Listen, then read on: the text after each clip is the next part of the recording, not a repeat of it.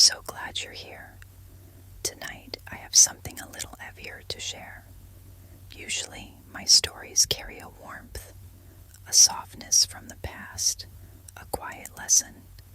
But tonight's tale, it has a different kind of quiet. The kind that follows someone's shadow after they've left the room. It's the story of someone I once admired, someone our family once followed, who stood at the center of everything, until the center couldn't hold anymore. So get comfortable, breathe deeply, let your mind quiet, and I'll take you back to the days when we all believed in a man named Adrian. Adrian was my mother's cousin, but to us, he was more than family. He was a symbol, a force, a voice that always knew what to say and when to say it. From the moment he stepped onto a stage, or a porch, or even just into a room, people turned toward him. There was something about the way he carried himself. Not loud, not brash, but sure. Unshakably sure. He spoke often about unity, about purpose, about making things better than they had ever been before. And you believed him, not because he demanded it, but because it felt true when he said it. As kids, we were proud of him. When he walked into family gatherings, people stood taller. He made promises that sounded like blessings, more opportunity, more fairness, more truth. And at first, he delivered. He cleaned up the old town center, brought people together who'd never spoken before, turned abandoned spaces into gathering places. People credited him with making our little world feel grand again.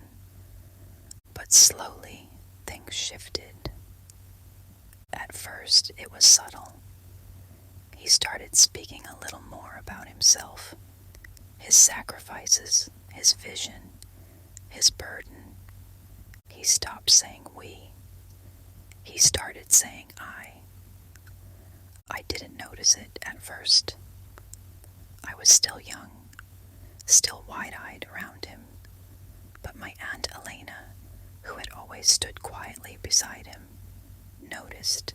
He listens less, she whispered to me one evening, not just to me, to anyone. It wasn't long before he stopped asking questions altogether. There was a night I'll never forget, a celebration he threw in the town square, marking the anniversary of his renewal plan. The lights were dazzling, the speeches glowing, and when Adrian took the stage, he was surrounded by flowers and banners that bore his name. He smiled with the weight of a king. He spoke of destiny, of greatness, of how far we'd come under his guidance. The crowd roared, but I remember looking at Aunt Elena. Her hands were still folded tightly in her lap. He doesn't see it, she murmured. See what? I asked. That no one else is allowed to speak anymore. The turning point came quietly, like most truths do.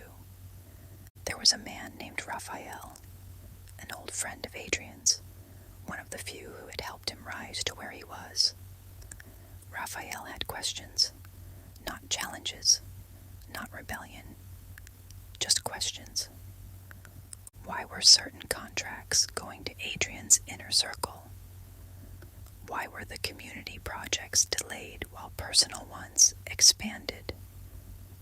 He never got answers. The next week, Raphael was reassigned, moved from leadership into some obscure committee, far from the center of things. And when someone asked why, Adrian simply smiled. Not everyone shares the burden of vision. It chilled me more than I expected. Eventually, the people around him grew quiet. They still clapped, still nodded. But the energy changed. What had once been admiration became performance. He believed it,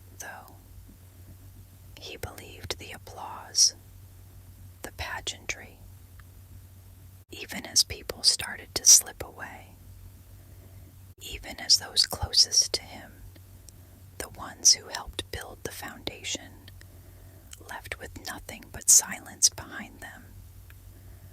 The last time I saw him, Adrian was standing alone in the hall outside a community meeting. His speech had been impassioned, but the room had felt thin.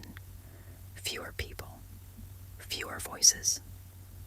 I walked up to him, unsure of what to say.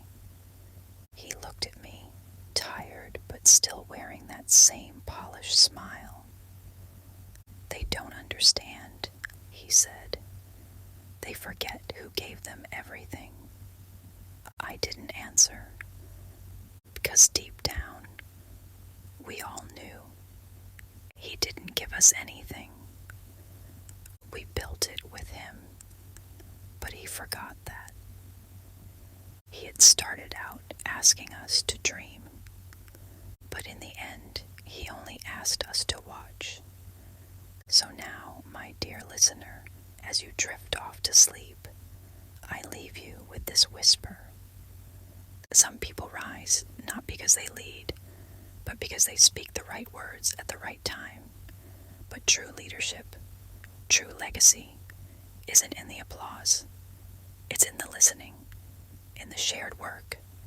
And when a man stops seeing those around him as equals, when he starts believing his own echo, that is when the fall begins.